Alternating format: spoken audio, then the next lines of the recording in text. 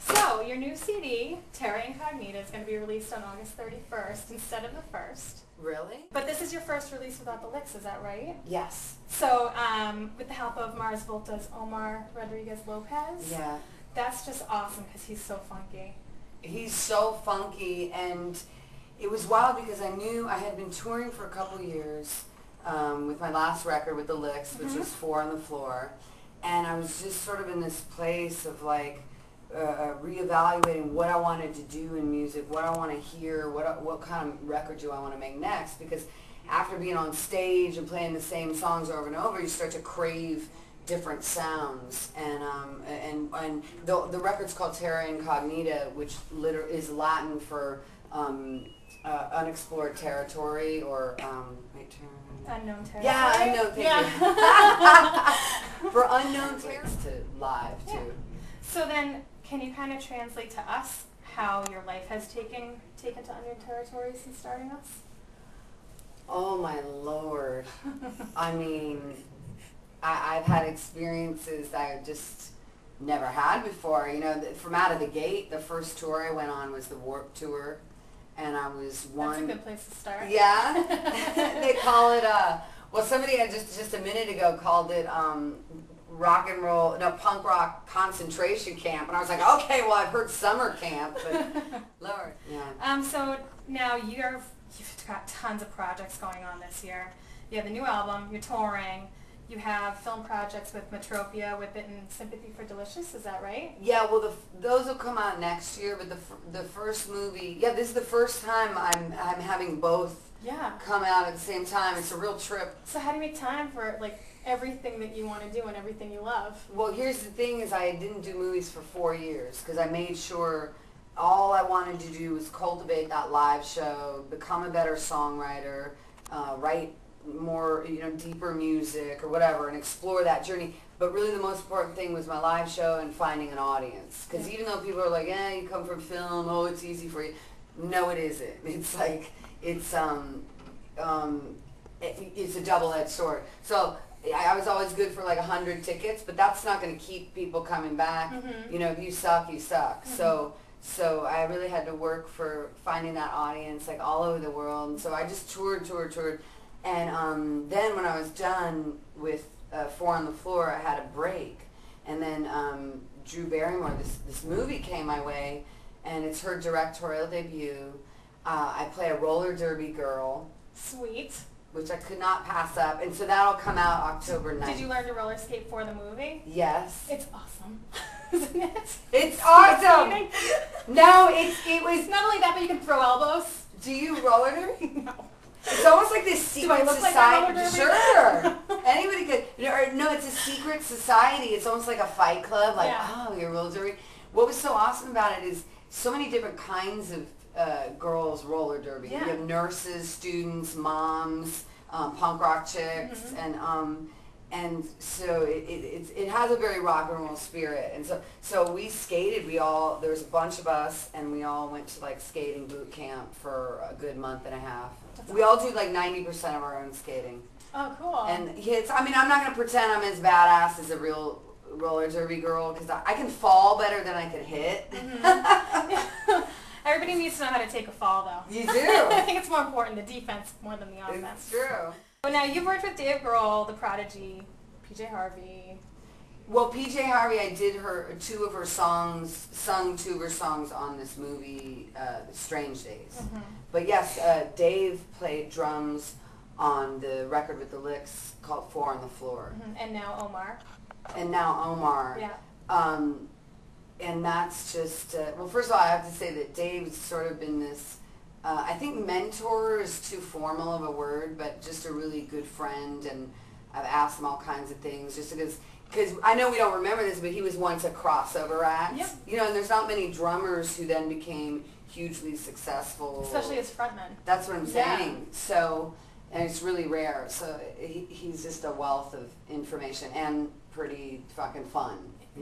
He did an intro for us a while ago. Did he? And he was they were all amazing. Yeah, Foo Fighters were awesome. Yeah. But so what other musicians would you like to work with in the future? Oh, well, I have to say, though, because then you mentioned Omar. So Omar was this gift from the gods, and he because I really didn't know how I was going to make this next record. I was like, I wanted to do it exactly how I was feeling and seeing my new music, and I met him at this music festival in Japan called Fuji Rock Festival, and both our bands were touring.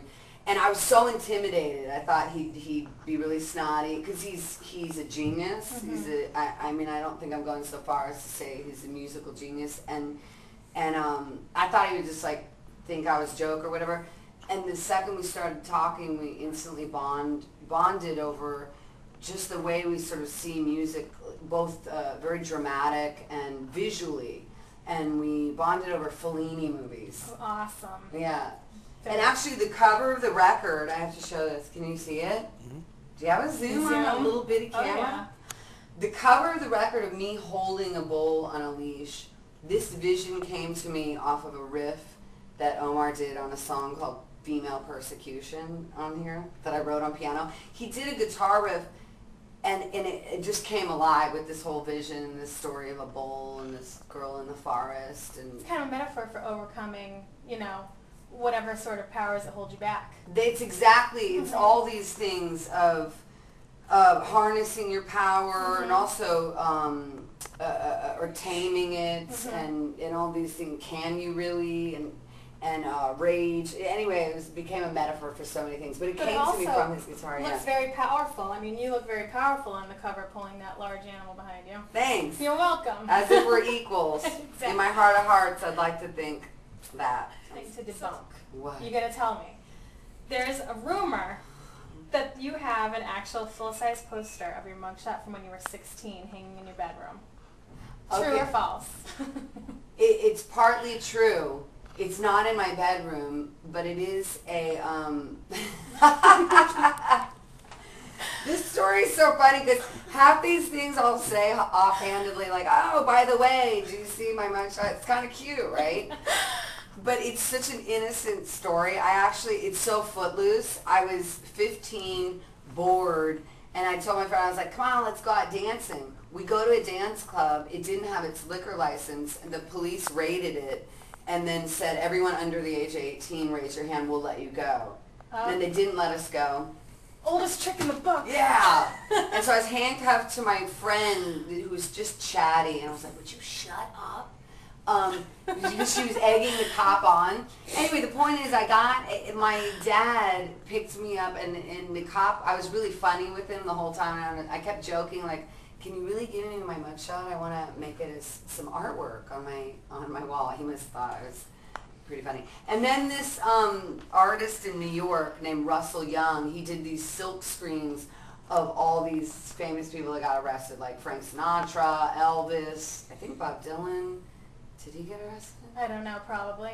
But I was in the best company. That's awesome. And so mine's sort of pink and it's really big. Andy Warhol-esque, or? It's I don't know, it's really cool. It's sort of softer than his colors, Andy Warhol. So.